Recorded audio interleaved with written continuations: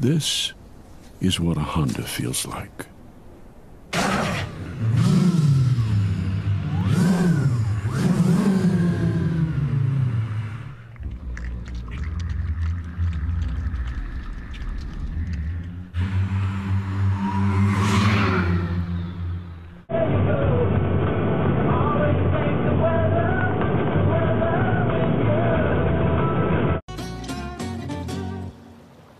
Welcome to the Rhone Valley, where this week we'll be tasting some superb smooth red wines and seeing how they're made. And of course, I'll be cooking a classic summer festival dish.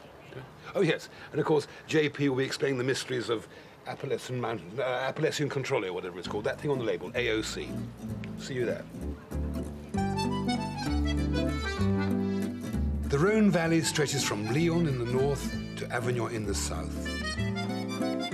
And since the Romans first came here, this long, narrow valley has been the main route between North and South France.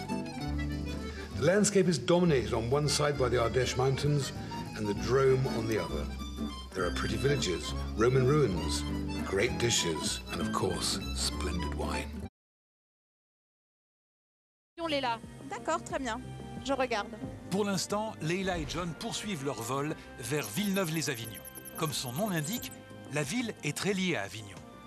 Et ce depuis le XIVe siècle, en fait depuis l'installation des papes en Avignon. Une arrivée qui va transformer durablement la région. La cour habitants, c'est énorme. Et tout ce monde-là, il faut le loger. Et il y a du terrain disponible. James could learn a lot from this, so I do hope he appreciates the opportunity. This is a Renault Twingo, which was never officially sold in Britain, but was considered a very interesting car. Oh, James, does it always have to be about cars? But that is an absolutely perfect example of French driving and parking. Your wrecking is Renault.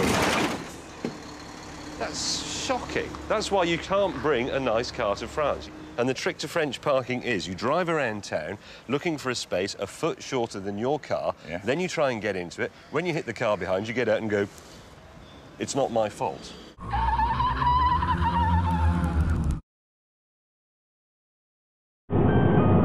After 800 meters, cross the roundabout, second exit.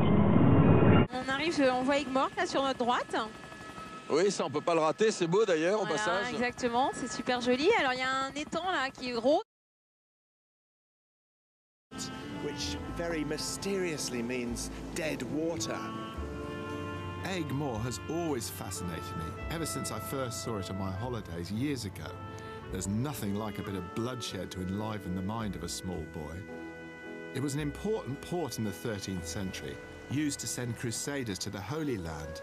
Now it's a mecca for tourists. Juste devant nous. Ouais. Il y a un terre-plein derrière. Entering the Camargue. I just remember when I was a schoolboy, a David Attenborough programme about the white horses of the Camargue, and I've always had a sort of excitement about it, and it's one of those sort of mysterious areas of...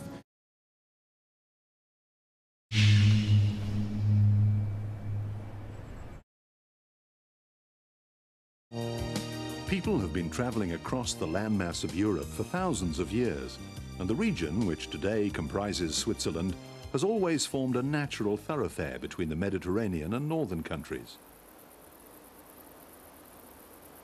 Natural highways grew up along the major river valleys, including the Rhone, which originates from a glacier high in the Valesian Alps, flowing through Switzerland and France into the Mediterranean Sea.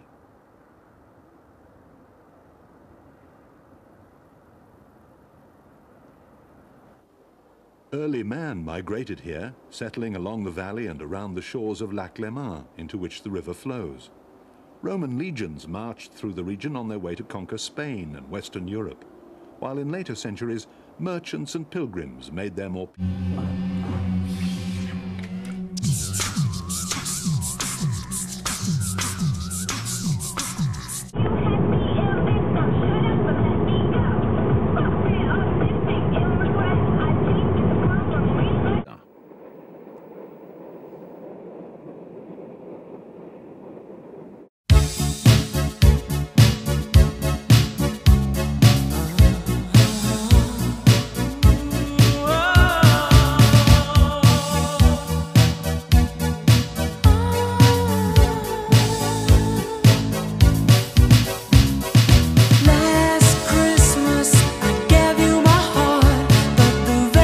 There's no through road over the mountain ridge, and a year-round car shuttle service has been operating between Goppenstein and Kantersteg since 1960.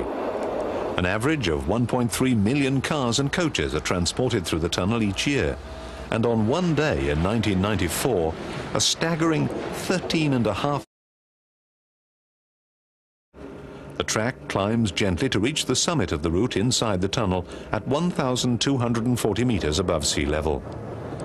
A maximum of 8 trains and car shuttles can run through the 4-block section at any one time, and our train can achieve its top speed for the journey here of some 125 kilometers per hour.